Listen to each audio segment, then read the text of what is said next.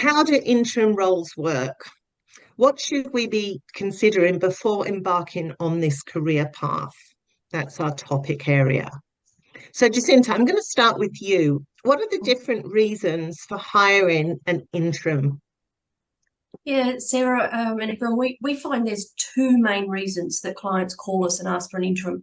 They either call us for someone to sit in an executive seat. So that might be one of the seats around the executive table, the CEO, the CIO, the CFO, the head of marketing. One of those seats needs someone to jump in for a reason. Interim is always facing into a change or a disruption that was unexpected. If it was expected, you wouldn't need interim. So something has happened to one of the seats around the executive table, and we need to drop someone into that seat. The other reason that clients call us is that they've got a project or a problem to solve. So you might have all the executives still sitting in their seat, but the business is trying to do something over and above business as usual. And that might be a transformation, a change management project. And so they're the two key reasons that clients call. There's a lot of reasons that fall under that, but they're essentially the two reasons: sit in a functional seat or help them solve the problem. Great, thanks for that, Jacinta. Sanal, did you want to add anything? Are you seeing the same, the two main reasons? Broadly, yes. I think one of the reasons that comes up here is just a crisis. Either somebody's left and there's a gap, or there's hit by a bus or whatever it is. And occasionally also for just sussing out what succession planning might look like.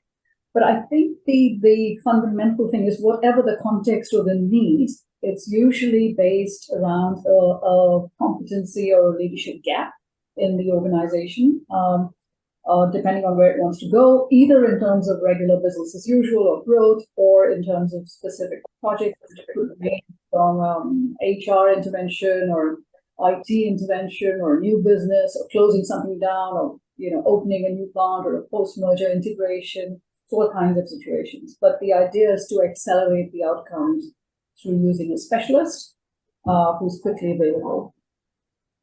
Great. No, thanks for that. So thinking on those two main areas, Adam, what are some of the common misconceptions about an interim role? Thanks, Sarah. Yeah, just picking up and building on the points that Sanal and Jacinta have made, I think the common misconception is when you're going into a vacant seat, if you like, or a gap fill, that it's picking up where the other person left off and business as usual, and let's keep the seat warm as we go. And as others have attested to, that's very rarely the case. It may perhaps have been how interim started many years ago, but over time now that's really come to mean, yes, you have to look after the existing executive seat and take on the responsibilities of that role. But as Jacinta said, there's also a change or a disruption, sometimes positive, sometimes negative, but you have to pick up and lead through that change alongside having the responsibilities of that particular executive role. Even when, as I said, there's that gap that has come up. The other thing that I think Sanal and Jacinta both alluded to is the project style work, and we are seeing more and more of that, which perhaps others don't, who haven't experienced interim before, think that doesn't happen. So when you're augmenting capability, for example, or leading a project, as has been said, I think those roles are becoming more and more commonplace, whether it's a subject matter expertise such as an M&A or a SAP implementation, or a general leadership issue that requires an increased capability. We're seeing a lot more of that as well. So, overall, I think it's best to expect change. It is a highly changeable situation. I think that's why interims are generally really successful, as they can deal with that change, while at the same time keeping things going for an organisation in whatever role that might be. Thank you, Adam. Aloysius, did you want to add anything to Yes, what the panel said? for China itself, the common misconception will be mainly on the high expectations of the interim manager that's going to do the work. They expect them to resolve everything and all the problems that they face. They also feel that interim managers are expensive, but that's not necessarily so, because if you at the end of the project, you'll find that your returns actually exceeds the cost of the interim management fee.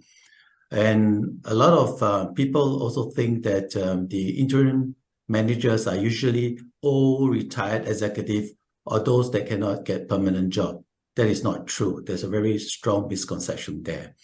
They see them as a threat sometimes in the organization, and they are also a placeholder. That's not true, because they are not placeholders. They are actually professional individuals.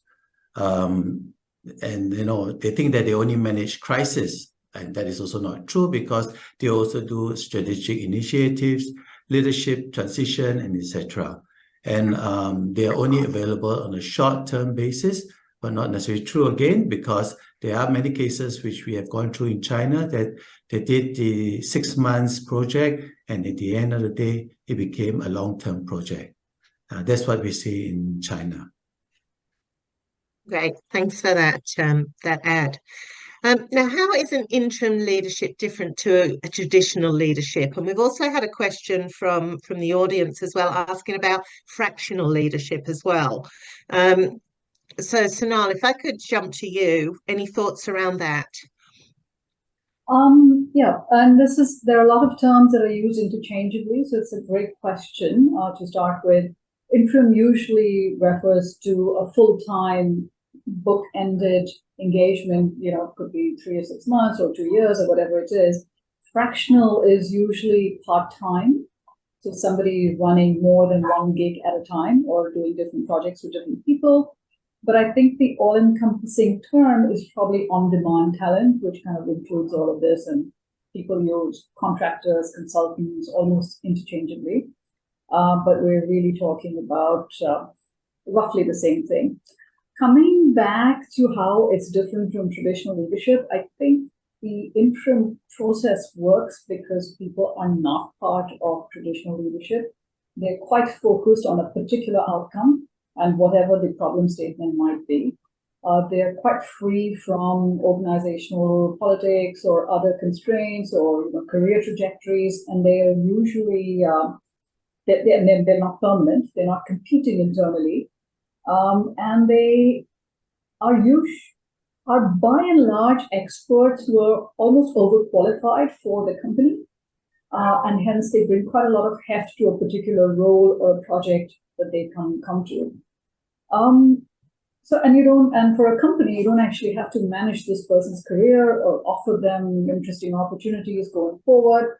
You come here, you do what you're supposed to, you're outcome focused, and then you leave. And you probably end up training the people who are going to continue the project as well. So that's my 2 words. Great. Adam, did you want to add there? Thanks, Sarah. Thanks, Sonal. I'll just add there that I think we're at an interesting inflection point when it comes to leadership, certainly in Australia and I think in other countries as well. We've certainly seen the average tenure of a chief executive in Australia go from 8 years to 2.5 years in the last decade. And I think that is putting a different lens on leadership. And I think interim can sometimes be positioned as I guess the future style of leadership, which is about capability. It's about looking at different ways of working, an agile mindset to taking things forward, and I think that model really does lend itself to interim executive leadership.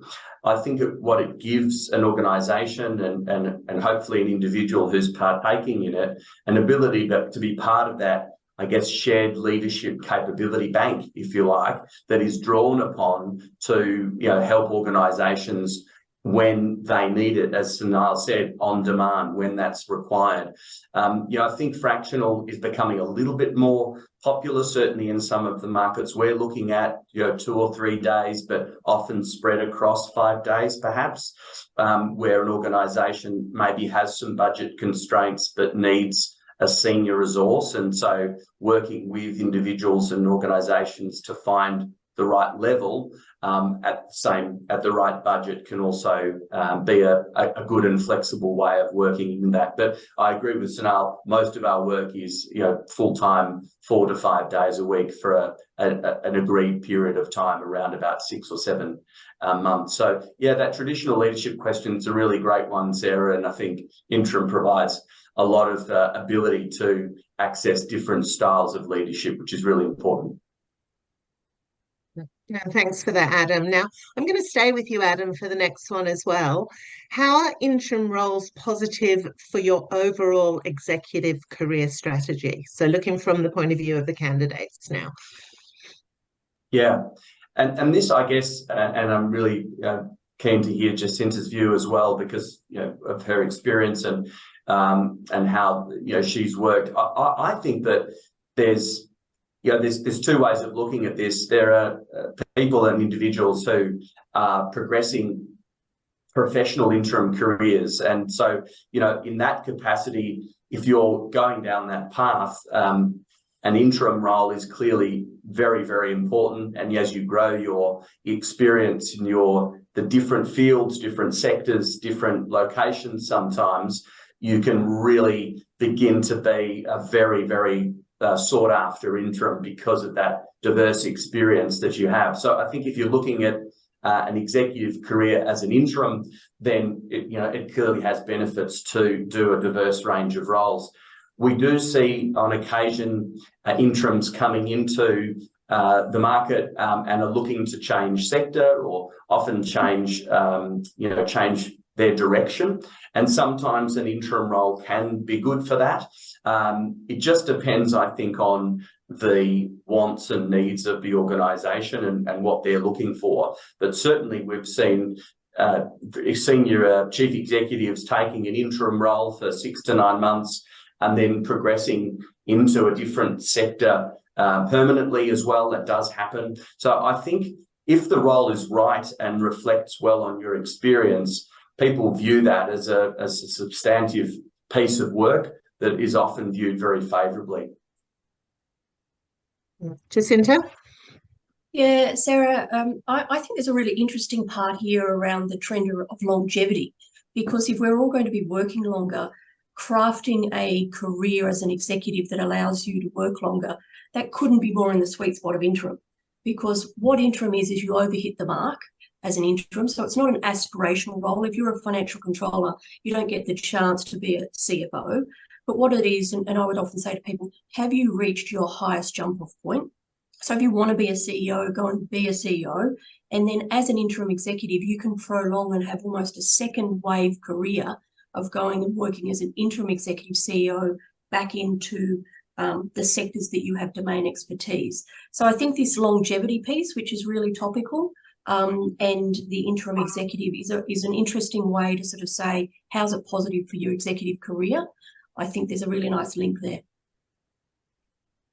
Great, thank you. Now, moving on to our next slide.